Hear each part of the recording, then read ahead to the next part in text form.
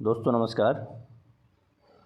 कल हम लोगों ने रेगुलेटिंग एक्ट 1773 का अध्ययन किया था।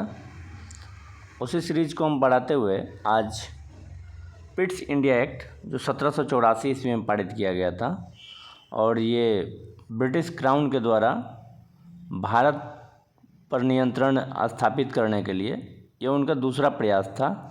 किस प्रकार से उन लोगों ने नियम बना करके विभिन्न प्रकार के कठोर एवं अमर्यादित नियम बना करके भारत पर नियंत्रण करने का प्रयास किया था। चलिए हम लोग उसको देखने का प्रयास करते हैं। Pitt's India act 1784। देखिए, कोई भी अधिनियम या नियम जो भी लाया जाता है उसमें संशोधन किया जाता है, अर्थात उसमें कुछ ना कुछ कमी रह जाती है, तो उन कमियों को दूर करने के लिए ये नियम लाया गया था। उसी प्रकार रेगुलेटिंग एक्ट में विद्यमान कमियों को दूर करने के उद्देश्य से पिट्स इंडिया एक्ट 1784 ईस्वी में पारित किया गया था। 1773 ईस्वी के रेगुलेटिंग एक्ट में गवर्नर जनरल को दिए गए अधिकार को स्पष्ट करना, ठीक है। 1773 में जो रेगुलेटिंग एक्ट पारित किया गया था उसमें स्पष्टता का काफ़ी अभाव था। हालांकि इस अधिनियम में भी जब आगे हम लोग देखेंगे तो उनकी कमियों में हम लोग गिनवाएंगे कि इसमें क्या क्या जो विफलता का इसमें कारण था, ये भी एक कारण था। दूसरे नंबर पर देखा जाए तो प्रशासनिक सुधार करना, कहीं ना कहीं उनका एक ये रहा होगा कि प्रशासन को सुधार करना है। तीसरा है कि कंपनी पर ब्रिटिश संसद का लगाम लगाना, ठीक है ना। कहने का मतलब कि ब्रिटिश जो संसद था, पार्लियामेंट, उसके थ्रू भारत पर नियंत्रण स्थापित, कंट्रोल करना था, ठीक है। इस अधिनियम ने कंपनी के राजनीतिक एवं व्यापारिक कार्यों को अलग अलग कर दिया। देखिए, 1784 का जो पिट्स इंडिया एक्ट था, अभी तक क्या होता था कि बोर्ड ऑफ डायरेक्टर के माध्यम से ही कंपनी के कार्यों का संचालन किया जाता था। लेकिन जो 1784 में पिट्स इंडिया एक्ट आया उसके माध्यम से अब इसमें कुछ संशोधन कर दिया गया और कंपनी के कार्यों को दो भागों में बांट दिया गया, एक व्यापारिक कार्य और एक राजनीतिक कार्य। राजनीतिक कार्य के अंतर्गत किसी राज्य से युद्ध करना या संधि करना या किसी राज्य पर अधिकार करना इत्यादि कार्य हुआ करते थे, ठीक है।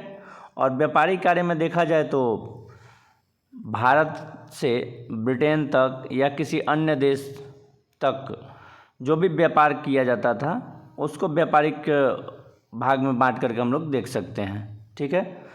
तो इसके लिए अब क्या कर दिया गया कि राजनीतिक कार्य किसी और व्यक्ति के हाथ में दे दिया गया, किसी और कमेटी उसकी निगरानी करेगी, और व्यापारिक जो कार्य था वो बोर्ड ऑफ डायरेक्टर के हाथ में दे दिया गया था। इस अधिनियम के पारित होने के पूर्व कंपनी का कंट्रोल, बोर्ड ऑफ कंट्रोल, ये हम लोग बोर्ड ऑफ डायरेक्टर के हाथ में था, ठीक है। मुख्य प्रावधान देखते हैं क्या क्या किए गए थे। तो कंपनी के शासन पर नियंत्रण करने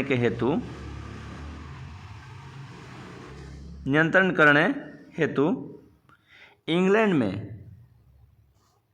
6 सदस्यीय बोर्ड ऑफ कंट्रोल का गठन किया गया। देखिए, 6 सदस्यीय एक नया बोर्ड ऑफ कंट्रोल बनाया गया 1784 के पिट्स इंडिया एक्ट में, ठीक है। और इसी को क्या कर दिया गया कि राजनीतिक कार्य जितने भी कंपनी के थे उनको करने के लिए, देखने के लिए अधिकृत घोषित कर दिया गया, ठीक है। कंपनी के राजनीतिक अधिकारों को बोर्ड ऑफ डायरेक्टर के हाथों से छीन लिया गया और बोर्ड ऑफ कंट्रोल के हाथ में दे दिया गया था, ठीक है।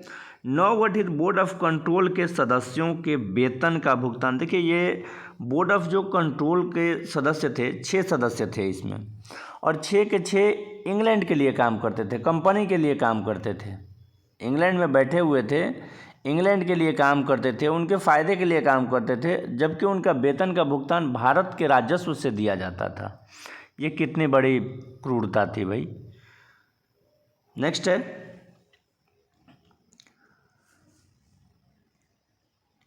इसको हम लोग देख लेते हैं। नया अधिनियम में क्या किया गया था, तो बोर्ड ऑफ कंट्रोल और बोर्ड ऑफ डायरेक्टर, ठीक है। बोर्ड ऑफ कंट्रोल में 6 सदस्य थे और बोर्ड ऑफ डायरेक्टर में 24 सदस्य थे, ठीक है। बोर्ड ऑफ कंट्रोल का कार्य था राजनीतिक कार्य को देखना, और बोर्ड ऑफ डायरेक्टर को अब क्या कर दिया गया, तो व्यापारिक कार्य देखने के लिए बोल दिया गया।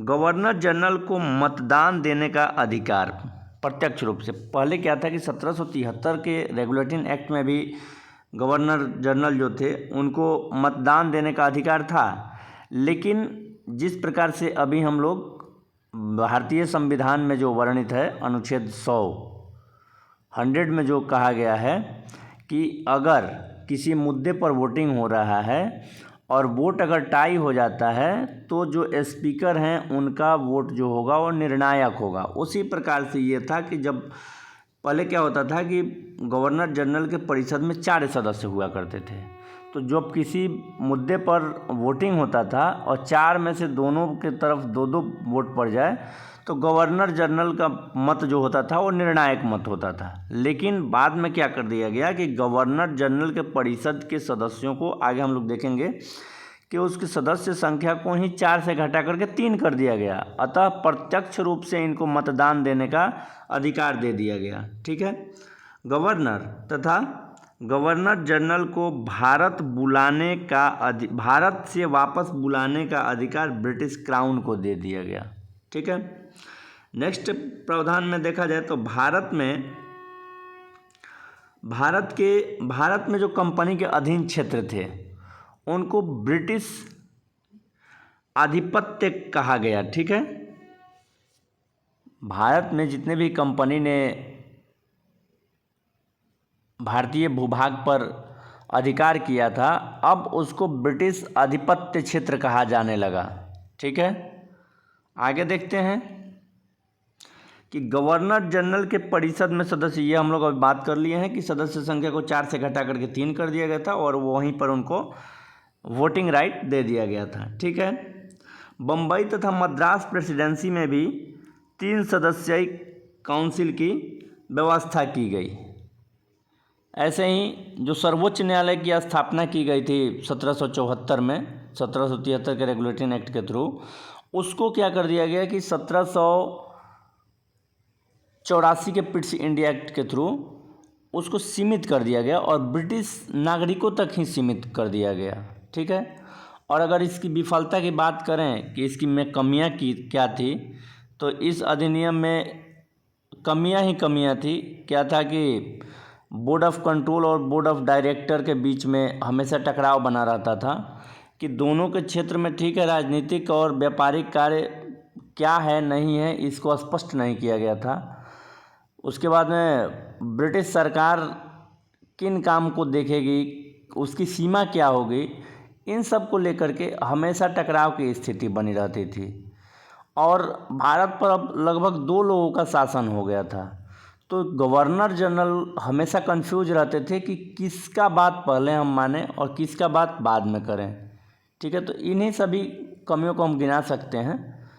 तो पिट्स इंडिया एक्ट यहीं पे आज समाप्त होता है। आप लोग वीडियो को शेयर कीजिए दोस्तों के बीच में, लाइक्स और सब्सक्राइब कीजिए ताकि हमारा भी मोटिवेशन हमको भी मिलता रहे। Thank you for watching this video.